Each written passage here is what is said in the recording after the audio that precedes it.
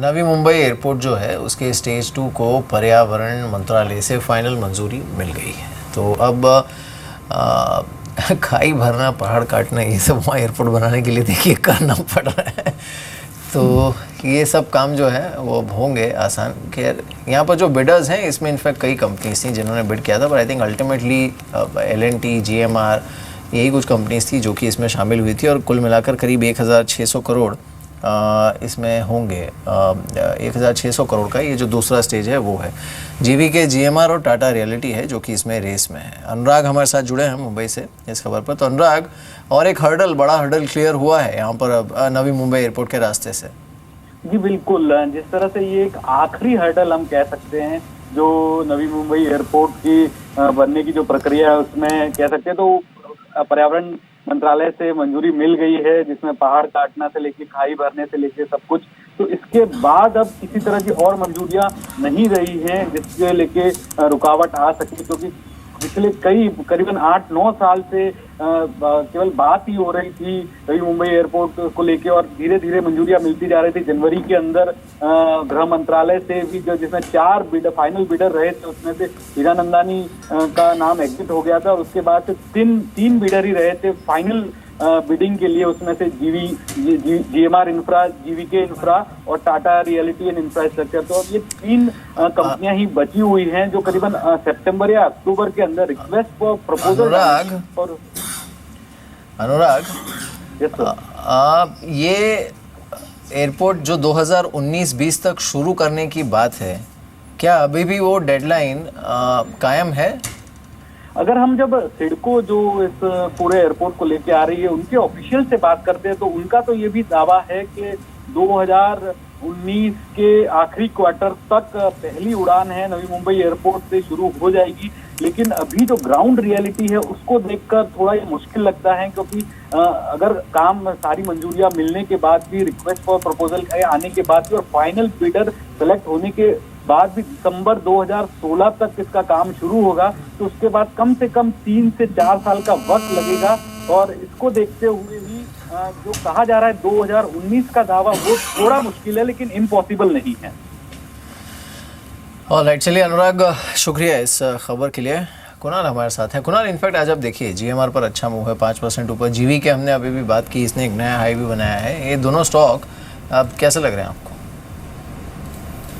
Well Mir, GMR infra definitely अच्छा लग रहा है। इनफैक्ट पिछले काफ़ी समय से हम देख रहे हैं कि एक अच्छा अपमूव यहाँ पे देखने को मिल रहा है और कहीं ना कहीं लग रहा है कि ये अपमूव सस्टेन भी हो सकता है।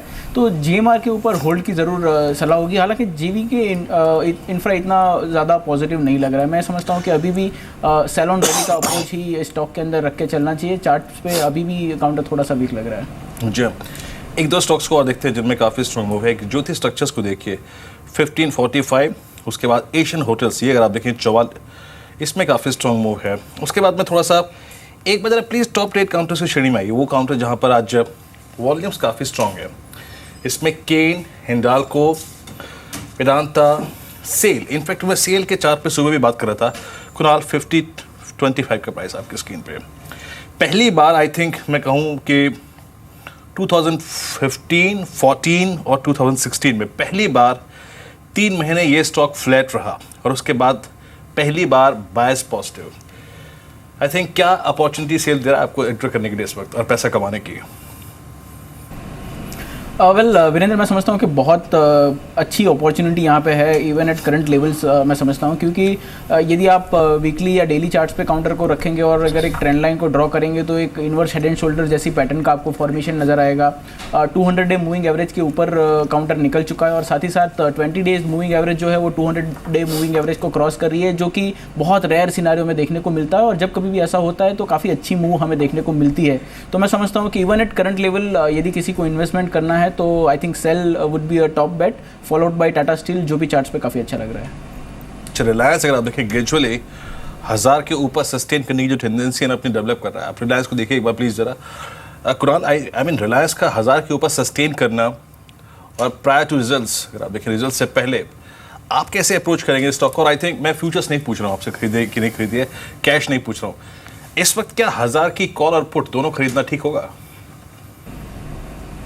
वेल मैं समझता हूँ कि एक छोटी सी अपमूव वीरेंद्र यहाँ पे ज़रूर देखने को मिल सकती है। हालांकि यदि आप कॉल और पुट दोनों खरीद के अगर लॉन्ग स्ट्रेडल जैसी कोई रणनीति बनाते हैं तो हो सकता है कि थोड़ा टाइम और काउंटर इस रेंज के अंदर ही ले, और उस भीतर हो सकता है कि आपको टाइम वैल्यू का एक डिसएडवांटेज यहाँ पे मिले, आप टाइम वैल्यू थोड़ा लूज़ करिए। तो मैं समझता हूँ कि ऐसी रणनीति मैं यहाँ पर नहीं बनाऊँगा। हालाँकि छोटी सी मूव के लिए यदि किसी को फ्यूचर्स में कोई लॉन्ग ट्रेड लेना है तो ये एक बार थोड़ा सा रिस्क लेके एक लॉन्ग बेट ली जा सकती है।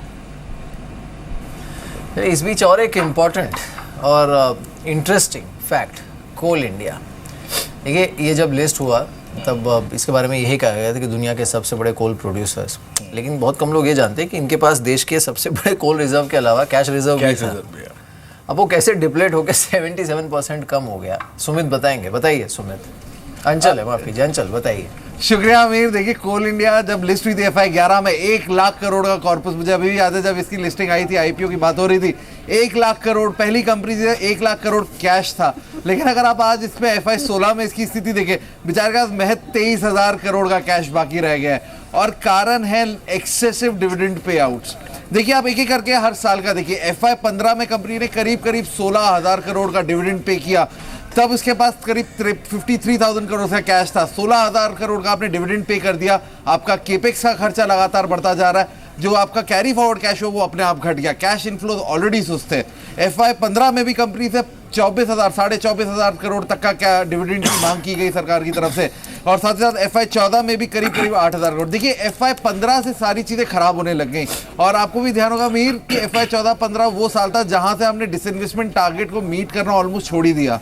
तो ये वो समय था जब सरकार ने ज़्यादा कैश मांगा, ज़्यादा डिविडेंड के तौर पर कैश मांगा, और ये चीज़ सीधे तौर पर कंपनी के जो कैश सरप्लस था उसे डिप्लीट करती गई। FI11 जैसा कि मैंने कहा लिस्टिंग के टाइम 1 लाख करोड़ का कैश सरप्लस था, केपेक्स को ऐड करके ये 1 लाख करोड़ का सरप्लस बना था, लेकिन वहां से FI12 तक आते तो 87,000 रह गया, और FI13 में 75,000, और वहां से वन वे जर्नी चल रही है। और अब कंपनी के पास कुल 23,000 करोड़ का कैश है। अभी इसने FI16 का डिविडेंड नहीं पे किया है, जो पिछला डिविडेंड आया था वो FI15 के अंदर आया था, और कंपनी को केपेक्स भी करना है। तो आप खुद सोच सकते हैं FI17 तक आते आते कंपनी का जो सरप्लस एक टाइम पे होता था 7 साल के अंदर पूरी तरह से डिप्लीट हो गया। बिल्कुल। और इनफैक्ट देखिए एक वो होता है ना, कहते हैं बार-बार मेयर, पहले मुर्गी या अंडा। अब इसके लिए जिम्मेदार कौन है? अगर आप कैपेक्स बहुत अच्छा करते तो क्या आपको इतने बड़े पे आउट देने पड़ते हैं? ये कई सालों से बात हो रही है, या तो कैपेक्स करो बॉस, या फिर हाई डिविडेंड पे आउट दो आप। आई थिंक इसके लिए जिम्मेदार कौन है, खैर ये तो वक्त तय करेगा, लेकिन कोल इंडिया इस वक्त फॉर द टाइमिंग। देखिए इनको इस्तेमाल भी किया गया है। अब ये सरकार के डाइवेस्टमेंट के टारगेट्स जब अचीव नहीं हो रहे थे तब आप यहाँ से पैसे निकालिए, कैश अल्टीमेटली रिकवर करना ये जो टेंडेंसी है। आप ये देखिए Q3 से Q4 तक आते आते, मैं सारी सरकारी कंपनियों की बात कर रहा हूँ, एक रिसर्च रिपोर्ट के मुताबिक एक सब्सटेंशियल ड्रॉप था। जितनी भी सरकारी कंपनियां हैं ऑलमोस्ट आप देखिए उनके जो प्रॉफिट्स थे, बॉटम लाइन था, उनके सब्सटेंशियल ड्रॉप था। तो I mean as a investment vehicle मैं कैसे देखूं, कभी कभी तय नहीं कर पाता मैं। आई मीन टेक्निकली कभी छोटा मोटा ट्रेड पॉसिबल है, लेकिन हाँ निवेश के विकल्प कैसे तौर पर कैसे देखूं समझ में नहीं आता। आई थिंक बिल्कुल। कुणाल, कोल इंडिया ये बायबैक का भी ट्रिगर है, क्या टारगेट है आपका? वेल मीर, मैं समझता हूँ कि एक बार 327 का लेवल, ये लेवल यदि काउंटर ब्रेक कर देता है ऑन अ क्लोजिंग बेसिस तो उसके ऊपर ही एक बार बैट लेंगे, क्योंकि वहाँ पे एक रेजिस्टेंस ज़रूर है। तो उस लेवल के ऊपर यदि काउंटर निकलता है तो उसके बाद मैं समझता हूँ कि 345 तक के लेवल्स देखने को मिल सकते हैं। एक राउंडिंग पैटर्न का ब्रेकआउट इन दैट केस देखने को मिलेगा, बट नॉट बिफोर दैट। जब तक ये ब्रेकआउट नहीं होता है तब तक मैं समझता हूँ कि थोड़ा साइडलाइंस पे ही रहना ठीक होगा। कोल इंडिया। इसके बाद अगर आप देखें 2 स्टॉक्स और देख लेते हैं। BHL अभी भी काफ़ी स्ट्रॉन्ग मूव लिया। आई थिंक मैं आज अपने जो डिस्कशन का ज़्यादा पार्ट है ना वो टॉप 10 काउंटर्स में रखूँगा। रिलायंस इंडस्ट्रीज इस वक्त डे हाई पे कारोबार कर रहा है। TVS मोटर 308 पे, ARSS इंफ्रा एक और स्टॉक जिसमें अगर आप देखें काफ़ी अच्छा खासा मूव, और 100 प्लीज़ एक बार जरा ARSS दिखाइए एग्जैक्टली किस ट्रेजेक्टरी में है। आई थिंक मेरी स्क्रीन पे भी अगर आप देखें ऑलमोस्ट 111 रुपये आपकी स्क्रीन पर 2% ऊपर। जरा एक बार आप इसके जरा चार्ट दिखाएंगे, 6 मंथ चार्ट दिखाइए इसके। 50 से चलता हुआ स्टॉक ये 110, याद रखिए 15 जून को 50 रुपये था, अब 110 रुपये। हिस्टोरिकल इंपॉर्टेंस क्या है इस लेवल की, एक बार जरा मैं मंथली चार्ट्स को देखता हूँ। देखिए जितना मैं ना इसको ये सोच के चल रहा था कि बहुत चल चुका है, कुणाल जैसे ही मंथली चार्ट खोले मेरी जुबान अगर आप देखें ऑलमोस्ट बंद हो गई। कुणाल अभी क्या होल्ड करो इस स्टॉक को? अभी लग रहा है कि पैसा बनना बाकी है इसमें भी। वेल यस वीरेंद्र, होल्ड ज़रूर किया जा सकता है क्योंकि हमने आई थिंक 52 वीक का ब्रेकआउट 71-72 लेवल के आसपास देखा था और उसके बाद हमने लगातार देखा है कि काफ़ी अच्छे वॉल्यूम के साथ हमें एक अप मूव देखने को मिला है और हायर लेवल पे भी वो अप मूव के साथ वॉल्यूम्स कंटिन्यू होते हुए नज़र आ रहे हैं। तो मैं समझता हूँ कि होल्ड ज़रूर करना चाहिए। हालांकि यदि किसी को नई खरीदारी करनी है तो एक रिस्क टू रिवॉर्ड रेशियो इतना फेवरेबल नहीं होगा, तो नई खरीदारी के लिए मैं समझता हूँ कि ज्योति स्ट्रक्चर जैसे किसी स्टॉक को पसंद कर सकता है, बट अगर किसी के पोर्टफोलियो में है तो ज़रूर बरकरार रह सकते हैं। बिल्कुल। NBCC में इस बीच 15% जो हिस्सा बिकना है उसे मंजूरी मिली है। सोर्सेज के वाले से ये खबर पहले ही आ गई थी, लेकिन अब काउंटर करीब 9.5% नीचे है। लेना चाहिए क्या कुणाल, क्विकली? नहीं वीर, अभी भी मैं समझता हूँ कि और 7 से 8% तक की गिरावट देखने को मिल सकती है, वहाँ पे एक बार रिव्यू कर सकते हैं। जी, इस बीच आप जरा एक बार डाबर को भी देख लीजिए। डाबर करीब 316.75 पे स्टॉक ये भी अगर आप देखें, अभी कुछ देर पहले मैरिको का जिक्र किया था मैंने, जो कि अपनी ट्रेडिंग करियर के अब तक के सबसे सर्वोच्च दरों पे है। डाबर भी इस वक्त अब दिन के सर्वोच्च दरों की तरफ बढ़ता हुआ 316.95 का स्तर यहाँ पर है, 3 रुपये ऊपर। मैं कुछ देर में इस स्टॉक के बारे में थोड़ा सा डिटेल में डिस्कशन करूँगा, लेकिन उससे पहले आई थिंक वक्त हो गया जरा कुछ BTST ट्रेड्स को देखने के लिए। साक्षी हमारे साथ हैं। साक्षी बताइए। शुक्रिया वीरेन। शुरुआत करेंगे निकिता सुरेखा के कॉल्स के साथ। इन्होंने पहली पिक दी है स्टेट बैंक ऑफ इंडिया पर, खरीदारी के लिए सलाह दे रही हैं। टारगेट बताया यहाँ पर 234 का, स्टॉप लॉस मेंटेन कर सकते हैं हम 224 का। इसके अलावा इनकी अगली पिक है IFCI पर, यहाँ पर भी इनकी खरीदारी की ही कॉल है। जो टारगेट्स इन्होंने यहाँ पर बताए हैं वो है 30.50 के, स्टॉप लॉस छोटा है 27.50 का, स्टॉप लॉस के साथ खरीदारी करने की सलाह दी है। किरण जादव की तरफ से अगली कॉल्स है, इनकी 2 पिक्स आई हैं। पहली पिक है इनकी एक्साइड इंडस्ट्रीज पर, यहाँ पर खरीदारी की सलाह इन्होंने दी है और जो टारगेट्स बनाए खरीदारी के लिए वो है 191 के, स्टॉप लॉस मेंटेन कर सकते हैं 176 पर, फिलहाल 182.15 पर काउंटर तेजी के साथ कामकाज करते हुए। अगला शेयर जो है वोल्टास का है, तेजी के लिए इन्होंने खरीदारी के लिए बेट यहाँ पर दी है। टारगेट्स बताए 337 के, स्टॉप लॉस मेंटेन कर सकते हैं हम 319 के। आखिरी पिक्स जो आई हैं वो है स्वाति होटकर की तरफ से, इंफ्रास्पेस से NCC को उन्होंने चुना है। खरीदारी की बेट यहाँ पर लगा रही है, टारगेट बताया 85 का, स्टॉप लॉस नीचे में हमें मेंटेन करना है 76 का। आखिरी पिक इनकी और स्पेस से मदरसन सुमी पर है, खरीदारी के लिए उन्होंने टारगेट्स बताए हैं 305 के, स्टॉप लॉस हम नीचे में लगा सकते हैं 290। साक्षी की अगर आप देखिए, ये जो 6 कॉल्स थी इसमें एक स्टॉक पे मैं डिस्कशन करूंगा, लेकिन इस बीच कुछ ट्रेडिंग आइडियाज और देख लेते हैं। ये AK प्रभाकर का है, अगर आप देखिए REC टारगेट 201, स्टॉप लॉस 192 की। कुछ और ट्रेडिंग आइडियाज है आपकी स्क्रीन पे। इनकी दूसरी कॉल है गेल। साक्षी बहुत बहुत शुक्रिया आपका। खैर गेल अगर आप देखिए 402 का लक्ष्य, 385 का स्टॉप लॉस, 391 पे कारोबार कर रहा है इस वक्त। और तीसरी कॉल है AK प्रभाकर की सेंचुरी प्लाई। आज सुबह जिक्र कर रहा था मैं स्टॉक का, हालांकि नीचे आया लेकिन फिर भी अपने ब्रेकआउट पॉइंट यानी 215 को होल्ड करता हुआ इस वक्त है। 226 का यहाँ पे टारगेट, 214 का स्टॉप लॉस। और आप भी अगर किसी ट्रेड के बारे में पूछना चाहते हैं, समझना चाहते हैं, तो हमसे जुड़ने का जरिया व्हाट्सएप के जरिए आपकी स्क्रीन पर है 784-00-200-00। इस पर आप मैसेज कर सकते हैं। खैर मैं ये कुणाल एक ट्रेड पे बात कर रहा था, NCC 7985। अभी इसे ब्रेकआउट मानूं या ब्रेकआउट फेलियर मानूं? अभी थोड़ा सा वक्त देना चाहिए या फिर आप कहेंगे कि अभी वक्त दीजिए, जो भी बाइंग करनी है 70 या 82 के ऊपर ही करनी चाहिए NCC में? वेल वीरेंद्र, आई थिंक 82 के ऊपर तो एक बहुत ही क्लियर कट कंफर्म्ड ब्रेकआउट हो जाएगा, पर मैं समझता हूँ कि यदि थोड़ा सा आप प्रीएम्प्ट कर सकते हो तो इवन एट करंट लेवल्स, क्योंकि अगर आप स्मॉलर डिग्री चार्ट्स पे देखोगे तो एक ब्रेकआउट ऑलरेडी हो चुका है, तो मैं समझता हूँ कि थोड़ा सा यदि आप प्रीएम्प्ट करना चाहो तो इवन करंट लेवल पे आप एंट्री कर सकते हो। एंड इन दैट केस मैं समझता हूँ कि रिस्क टू रिवॉर्ड रेशियो और भी ज़्यादा बेहतरीन हो जाएगा। तो डेफिनेटली इट्स अ कंटेंडर जिसके ऊपर आपको वॉच रखनी चाहिए। यदि आप करंट लेवल पे एंट्री करते हो तो एक बेहतर रिस्क टू रिवॉर्ड रेशियो मिल सकता है, थोड़ा सा रिस्क इसमें ज़्यादा होगा, या तो फिर आप कंफर्मेशन के बाद 82 के ऊपर खरीदारी कर सकते हो। जी, हम इस बीच एक दो स्टॉक्स को और देख लेते हैं। आपकी स्क्रीन पर अगर आप देखें कुछ और मोमेंटम स्टॉक्स को देखूं, इसमें आप एक पटेल इंजीनियरिंग को और देख लीजिए चलते चलते। लगभग ये भी अच्छा मूव लेकर लोअर लेवल से इसे शायद मैं कि पुल बैक ट्रेड की टेंडेंसी या फिर जो एक पुल बैक ट्रेड्स की अगर आप देखें जो कैटेगरी है उसमें डाल सकता हूँ। कुणाल बहुत संक्षेप में आपकी राय पटेल इंजीनियरिंग पे? अभी अगर आप देखें एक मूव देके थोड़ा सा ऊपर आया है। वीरेंद्र, काफ़ी हाई रिस्क काउंटर है। हालांकि पिछले यदि आप 15-20 दिनों में देखेंगे तो वॉल्यूम एक्यूमुलेशन काफ़ी ज़्यादा हुआ है, तो उसे ध्यान में रखते हुए करीब 2 रुपये का अगर आप एक स्टॉप लॉस अफोर्ड कर सकते हो तो 2 रुपये के स्टॉप लॉस के साथ एक बार एंट्री की जा सकती है। रिवॉर्ड आपको हो सकता है कि 6 से 7 रुपये तक का मिले। इस बीच दलजीत कोहली अब हमारे साथ जुड़े हैं, उनसे बात करते हैं। दलजीत, शुक्रिया हमारे साथ इस बातचीत में शामिल होने के लिए। आज थोड़ा ब्रीदर लिया है मार्केट ने। जो बुल्स थे उन्होंने सोचा कि चलिए थोड़ा आराम किया जाए, लेकिन will they resume? I think good afternoon. I think result अब आने का सीज़न शुरू हो गया है। कल परसों से जब नंबर्स आना शुरू होंगे तो अब आगे के जो कुछ 10-15 दिन है, मुझे लगता है कि वो ज़्यादा डिपेंड करेंगे स्टॉक स्पेसिफिक मूवमेंट पे। रिज़ल्ट किस तरीके के आते हैं, एक्सपेक्टेशन क्या है और उसके अगेंस्ट कैसे नंबर्स आते हैं। सबसे पहले आईटी के नंबर्स आएंगे और आईटी में सबसे इम्पॉर्टेंट होता है कमेंट्री। आगे की कमेंट्री का मैनेजमेंट किस तरीके की देता है, तो आई थिंक वो सब चीज़ें आगे चल के डिसाइसिव फैक्टर होंगे। शायद ये जो मार्केट ऑलरेडी ओवररन भी कर चुका है, तो ब्रीदर होना अच्छी बात है, क्योंकि अगर ब्रीदर नहीं होगा तो फिर हम बबल की तरफ बढ़ते जाएंगे। तो इट इज़ गुड कि थोड़ा ब्रीदर हो, नंबर्स को देख के फिर अगर सैनिटी के साथ रिएक्ट करेंगे तो वो फिर लंबा चल सकता है। लेकिन रंजीत, अभी मैं थोड़ा सा बात करूं कि इस अर्निंग सीजन में आप लोग कभी होता है ना फर्स्ट मूवर एडवांटेज लेने के लिए, जहां पे आपको लगता है कि Q3 से Q4 काफ़ी अच्छा ट्रांसफॉर्मेशन हुआ हो और इनफैक्ट Q1 में आप लोग काफ़ी आश्वस्त होंगे, बहुत स्ट्रॉन्ग नंबर्स आएंगे both in the bottom line front पे, टॉप लाइन फ्रंट पे भी। कुछ ऐसे स्टॉक्स जो कि अपने क्लाइंट्स को आप लोगों ने रिजल्ट से पहले ही एक्टिवेट करवाए हों, कुछ डिस्कस करना चाहेंगे आप, कुछ शेयर करना चाहेंगे?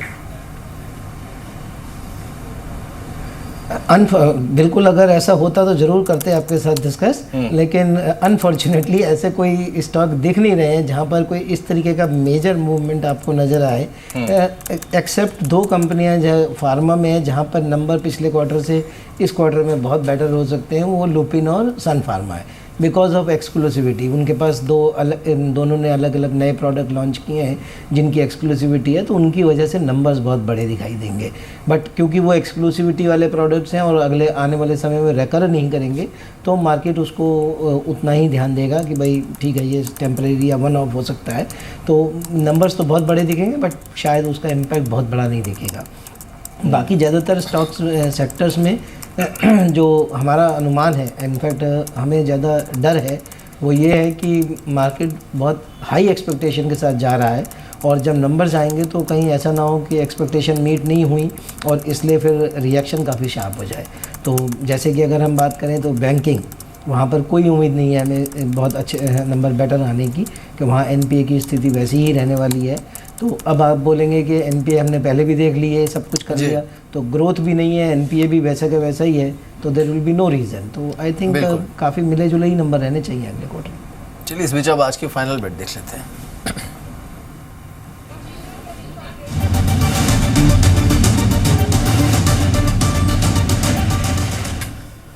रजत बताइए।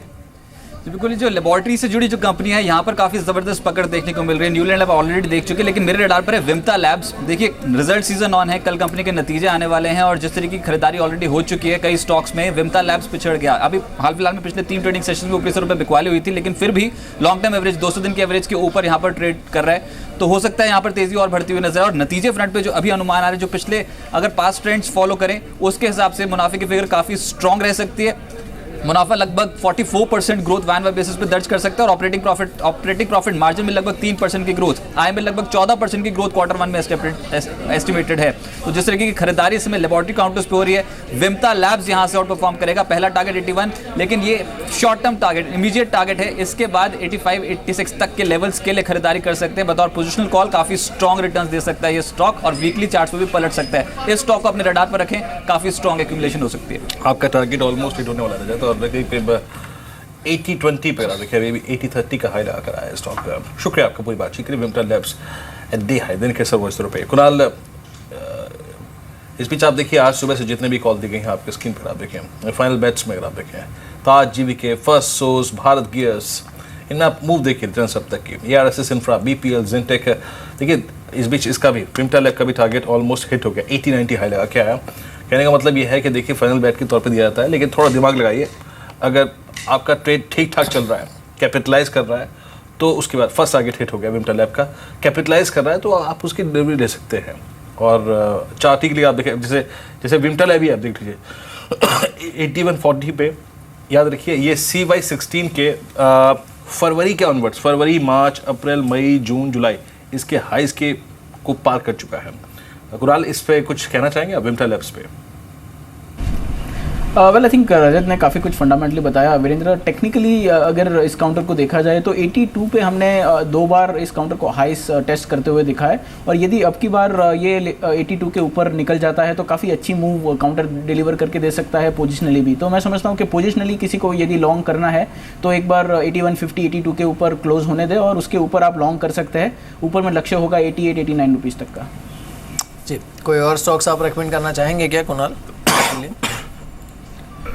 मैं समझता हूँ कि एनसीसी एक काउंटर है, साथ ही साथ हिंदुस्तान कॉपर, ये 2 मिड कैप ऐसे काउंटर्स है जिसके अंदर एक long bat Mihir current level के आसपास ली जा सकती है। यदि आप थोड़ा सा 1-8 महीने तक का व्यू लेके चलना चाहते हो तो ये दोनों ही काउंटर मैं समझता हूँ कि काफ़ी अच्छी मूव आपको दे सकते हैं।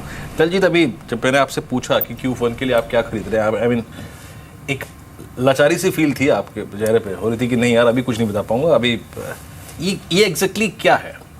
क्या आप मान रहे हैं कि बाजार बहुत चल चुका है, हम ओवरशूट कर चुके हैं, specially mid cap and small cap? क्या आप ये कहना चाह रहे हैं इस वक्त? बिल्कुल सही कहा आपने। हमारा ऐसा ही व्यू है कि मार्केट ने बहुत ज़्यादा अनुमान बिल्ड कर लिए हैं और जो प्राइसिंग है वो भी ऑलरेडी बिल्ड इन हो चुकी है। तो अब जब नंबर्स आएंगे और जैसा हमारा कंपनीज़ के साथ डिस्कशन हुआ है पिछले 3 महीने में, जो रेगुलर होता भी रहता है, तो वहाँ पर ऐसा कोई इम्प्रूवमेंट हमें देखने को नहीं मिल रहा है जितना स्टॉक प्राइसेस दिखा रहे हैं। तो इसलिए थोड़ा कॉशन है कि भाई ऐसा ना हो कि जब नंबर्स आएँ और तो एक्सपेक्टेशन मीट नहीं होंगी तो फिर जो गैप है वो काफ़ी बड़ा हो जाता है। बिल्कुल। चलिए, इस बीच एक बार फर्टिलाइज़र स्टॉक्स को भी देख लेते हैं। अभी अभी खबर आई है कि कोल इंडिया फर्टिलाइज़र 3 फर्टिलाइज़र प्लांट्स हैं उसके रिवाइवल को मंजूरी कैबिनेट ने दी है, लेकिन इसमें कोल इंडिया की सहायता ली जाएगी। फर्टिलाइज़र स्टॉक्स को भी एक बार देख लेते हैं। दलजीत, फर्टिलाइज़र स्पेस पर आपका व्यू क्या है? Don't touch. इसलिए क्योंकि ये इनका आउटपुट और इनपुट दोनों कंट्रोल्ड है। अब सरकार डिसाइड करती है किस भाव पे बेचना है आपको माल, और जो चीज़ें खरीदनी है उसका भी प्राइस सरकार डिसाइड करती है। जो गैप रहता है वो सब्सिडी के रूप में आपको दिया जाता है, बट वो अपनी मर्जी से देते हैं, जब उनका दिल करता है 6 महीने में दें, साल में दें, 5 साल में दें। तो ऐसे में as a minority shareholder आपको सिर्फ लक का फैक्टर काम करता है कि जब आपने नीचे में लिया हुआ और उसके बाद कोई पॉजिटिव न्यूज़ आ गई, स्टॉक 20% बढ़ गया। अदरवाइज़ मुझे कोई समझ में नहीं आता है कि ये स्टॉक्स में क्यों ले। हालांकि लॉजिकली हमारे कंट्री में जितनी फर्टिलाइज़र की रिक्वायरमेंट है और जिस तरीके की मार्केट अवेलेबल है, तो ये सेक्टर को बहुत बड़ा होना चाहिए था। पर आप देखेंगे कि पिछले 25 सालों में 1 पैसा नया इन्वेस्टमेंट नहीं हुआ है, सिर्फ इसलिए बिकॉज सबको पता है कि रिटर्न का कोई ठिकाना नहीं है। तो आई थिंक ऐसे सेक्टर से जो है वो इन्वेस्टर्स को दूर ही रहना चाहिए। जी हाँ। इस बीच अगर आप देखें सिर्फ 8 मिनट बाकी है, लेकिन मेरे जहन में ना एक ट्रेड आ रहा है। आई मीन कुणाल, इस पर प्लीज़ आपकी मैं रिकमेंडेशन चाहूँगा। एक स्टॉक जो कि कल कैपिटलाइज कर सकता है, ग्रीन प्लाई इंडस्ट्रीज़ को देखिए, और 5,72,000 शेयरों का कारोबार है। और Kunal, I think daily charts पे क्या बेहतरीन फ्लैग है आपकी स्क्रीन पर। ये शायद ये इस पर रिफ्लेक्ट नहीं हुआ इन टुडे। प्लीज़ अगर आप एक बार इसका 6 मंथ दिखा सकें। 253 कुणाल, आई थिंक ये 258 के ऊपर, यहाँ से 5 रुपये ऊपर जब निकलेगा तो शायद एक बहुत बड़े मूव के लिए तैयार हो। क्या कहते हैं आप इस चार्ट को देख के? लग रहा है कि ये डिलीवर करने वाला है? वेल यस वीरेंद्र, काफ़ी बेहतरीन स्पॉटिंग की है आपने। आई थिंक टेक्निकल टर्म में इसे एक पीनट कह सकते हैं। पीनट का ब्रेकआउट हमें 257 के लेवल के ऊपर कंफर्म होते हुए नजर आएगा। तो यस, एक बार काउंटर क्लोज होता है तो ज़रूर एक लॉन्ग एंट्री की जा सकती है। वॉल्यूम्स अभी थोड़े से कम जरूर लग रहे हैं, पर मैं समझता हूँ कि ब्रेकआउट होने के बाद ऑटोमेटिकली वॉल्यूम भी सपोर्ट करते हुए नजर आएंगे, and then we can see an up move up till 280 285। तो ज़रूर वॉच रख सकते हैं काउंटर के ऊपर। ब्रेकआउट होने के बाद आप एंट्री कर सकते हैं। बिल्कुल। इस बीच एक बार मिड कैप इंडेक्स को देखिए, अभी आधे % से ज़्यादा नीचे है इस समय। ऑलमोस्ट 100 पॉइंट्स की गिरावट यहाँ पर इस समय देखने को मिल रही है। और जो नुकसान वाले स्टॉक्स है जहाँ पर सेलिंग प्रेशर बना हुआ है, वो सूची में भी अब सुबह के मुकाबले कई नाम जुड़े हैं। डीसीबी बैंक है 5.5% नीचे, अरविंद 4.5% नीचे, L&T finance holdings 3.5%, Shri cements, M&M financial services, Bajaj Finserv, Tata communications, ये कुछ काउंटर्स हैं जिस पर नुकसान देखने को मिल रहा है। एक अपडेट आ गया है L&T इन्फोटेक पर। आज इसका आखिरी दिन है, क्लोज हो रहा है इशू, और अब तक करीब 8.5 गुना ओवर सब्सक्राइब ये हुआ है L&T इन्फोटेक का इशू। दलजीत, L&T पर कितने लिस्टिंग गेन एक्सपेक्ट करना एक रीजनेबल एक्सपेक्टेशन होगी? मेरे ख्याल से 100 रुपये तक आसपास मिलना चाहिए, मतलब 800 रुपये के आसपास लिस्ट होना चाहिए। कंपनी ने अच्छा प्राइसिंग पे दिया है, वो ये इसका पॉजिटिव ट्रिगर भी है कि भाई वैल्यूएशन वाइज उन्होंने ठीक ठाक रखा है, जिससे कि इन्वेस्टर्स को कुछ टेबल पे मिलेगा। और अगर हम कंपनी की बात करें तो इनका बिज़नेस मॉडल भी अच्छा ही है, साइज़ भी ठीक है, 7th लार्जेस्ट बड़े कंपनियां हो जाएगी, तो they can bid for larger projects also. सिर्फ 2 नेगेटिव इश्यूज़ हैं कंपनी के साथ कि एक तो जो मैनेजमेंट जो स्टेबल नहीं था पहले, तो अभी उन्होंने नया CEO ले आए हैं, शायद वो आगे चल के हो जाएगा। और दूसरा ये कि इनका काफ़ी बड़ा एक्सपोजर एनर्जी सेक्टर पे है, ऑयल एंड गैस वगैरह, बिकॉज वो L&T के ही क्लाइंट थे तो वही इनके पास आ जाते थे। तो वहाँ पर अभी क्योंकि क्रूड के प्राइसेस डाउन है तो थोड़ा विजिबिलिटी कम है। बट हमारा मानना है कि अल्टीमेटली ऐसा नहीं है कि वो सेक्टर बंद हो जाएगा या वहाँ पे काम आगे निकलेगा नहीं, वो टेम्प्रेरी ब्लिप हो सकता है, बट वो आगे चल के काफ़ी बड़ा स्कोप है उसमें भी। तो L&T इन्फोटेक इन्वेस्टमेंट के लिहाज से भी अच्छी कंपनी है, और लिस्टिंग के हिसाब से तो मुझे लगता है कि आपको 100 रुपये के आसपास मिलना चाहिए। जी हाँ, इस बीच मैं आपको 3 स्टॉक्स दिखाता हूँ, एक एक करके देखते हैं इन तीनों स्टॉक्स को। देखिए पहला स्टॉक है, पहला स्टॉक जरा देखिए एक बार जरा, जिसमें काफ़ी स्ट्रॉन्ग हुआ है वो है क्वेस्ट कॉर्प। कल की लिस्टिंग अब धीरे धीरे अगर आप देखें तो कल सबसे ज़्यादा अगर आप देखें गाना बजाना शोर शराबा अब 465। आई मीन मुझे याद है आप जो वो कैलकुलेटिव प्राइस बता रहे थे ना, द कॉस्ट इंक्लूड, वो थी 480। नाउ उससे 15 रुपये नीचे। ये वो कल ही मौका था, अगर किसी ने इन्वेस्ट किया था बाजार से पैसे लेकर, उनके लिए कल ही मौका था। इंडिया सीमेंट्स को देखिए, इस बीच 113 रुपये पे 4% नीचे, ये ऑलमोस्ट डे लो की ट्रैजेक्टरी पे कारोबार कर रहा है। उसके बाद अगर आप देखिए तीसरा स्टॉक है DCB बैंक, ये 100 के स्तर पे 5 रुपये 7 पैसे नीचे। सत्र के अंतिम छोर में अगर आप देखें स्ट्रॉन्ग लिक्विडेशन इन 3 काउंटर्स में। इंडसइंड बैंक कप है 1101 के स्तर पे 2% नीचे। और इस बीच आप भारतीय इन्फोटेल को देखिए, विद इन द इंडेक्स कुछ कॉम्बिनेशन चेंज होते हुए, जहां इंडसइंड बैंक नीचे गिरता हुआ, भारतीय इन्फोटेल आपकी स्क्रीन पे 353 पे लगभग 2.5 रुपये की तेजी के साथ कारोबार कर रहा है। कुणाल, भारतीय इन्फोटेल टेक्निकली क्या कहेंगे इस पे आप? मैं समझता हूँ कि एक ब्रेकडाउन हमने काफ़ी समय पहले देखा था, करीब 370 के लेवल के आसपास, और अभी भी मैं समझता हूँ कि काउंटर उसके बहुत नीचे ट्रेड कर रहा है। तो मैं समझता हूँ कि जब तक ये लेवल के ऊपर काउंटर नहीं जाता तब तक पहले तो ये पॉजिटिव नहीं होगा। और कहीं ना कहीं यदि आप थोड़ा सा रिस्क लेके चलना चाहो तो मैं समझता हूँ कि एक काफ़ी बेहतरीन शॉर्टिंग कैंडिडेट है भारतीय इन्फ्राटेल। अभी भी मैं समझता हूँ कि करीब 8-9 रुपये के स्टॉप लॉस के साथ आप काउंटर को बेचते हैं तो 15 से 20 रुपये तक की एक डाउनसाइड मूव ये काउंटर डिलीवर करके दे सकता है। बिल्कुल। खैर चलिए, क्लोजिंग जिन लेवल्स के आसपास होने जा रही है, अब देखना होगा कि मार्केट का रुझान क्या दिखाता है। लेकिन 8 पॉइंट नीचे ही है निफ्टी और 8500 के ऊपर बंद होने की तैयारी में।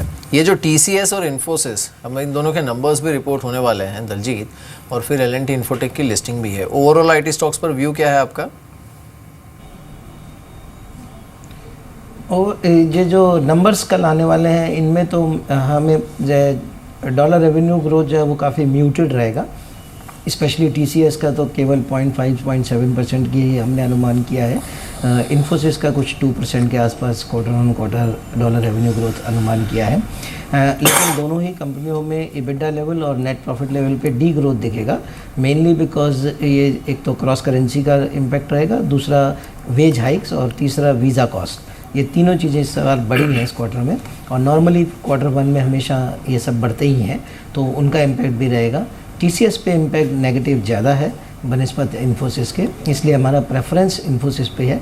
अभी हमारा हालांकि TCS होल्ड रेटिंग पे है, इन्फोसिस बाई रेटिंग में है, और प्रेफरेंस भी इन्फोसिस पे है। चलिए अब हम क्लोजिंग की तरफ बढ़ते हैं। एक बार इंडस्ट्रीज को देखते हैं। इन्फोसिस आपके स्क्रीन पे इस बीच अगर आप देखें 18 रुपये पर डे हाई पर दो स्टॉक्स क्रिटिकल थे आज, एक इन्फोसिस और एक रिलायंस। दोनों ने अगर आप देखें जिनके नतीजे इस बार एक ही दिन है मिहिर, सुबह शाम अगर आप देखें नतीजे इनके आ रहे हैं, तो दोनों ही स्टॉक्स क्रिटिकल लेवल पे, रिलायंस ऑलमोस्ट डे हाई पर। खैर इंडस्ट्रीज पे लौटने एक बार इंडस्ट्रीज देखते हैं, फिर आएंगे सेक्टर्स पे। निफ्टी अगर आप देखें आज ज़्यादा दूर नहीं जा पाया, ज़्यादा नीचे भी नहीं आ पाया, करीब 8511 9 अंक नीचे, और सेंसेक्स का करीब 21 अंकों का नुकसान रहा। आज की गेंद इसमें आप देखें गेंद एक 392 के स्तर पे शानदार तेजी। यहाँ पे ONGC अगर आप देखें काफ़ी स्ट्रॉन्ग होती है, लेकिन आखिरी में रिट्रेस हुआ थोड़ा सा गिरा।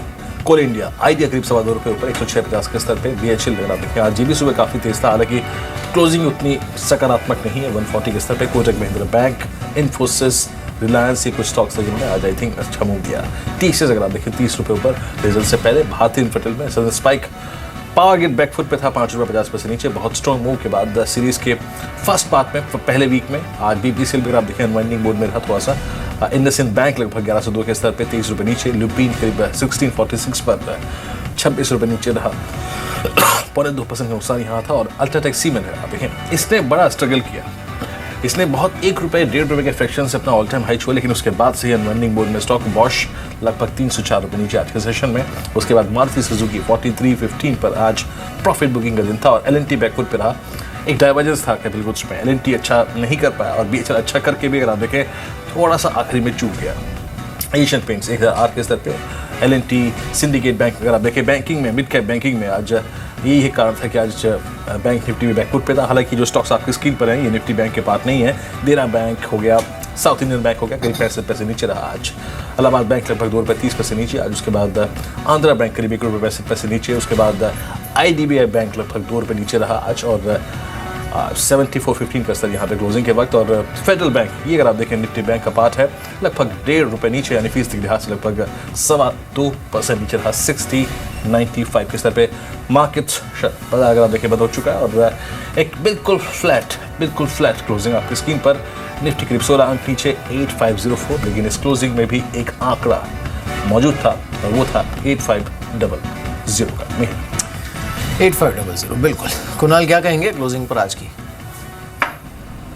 वेल मीर, एक कंसोलिडेशन देखने को मिला काफ़ी अच्छी रनअप के बाद। और मैं समझता हूँ कि हो सकता है कि थोड़ा और ये कंसोलिडेशन हमें एक्सटेंड होता हुआ नजर आए। कहीं ना कहीं एक स्टॉक स्पेसिफिक अप्रोच जारी रहेगा मार्केट के अंदर। तो मैं समझता हूँ कि अभी भी काफ़ी मौके हैं जहाँ पे आप इंडिविजुअल स्टॉक्स को पसंद करके मार्केट के अंदर लॉन्ग एंट्री कर सकते हैं।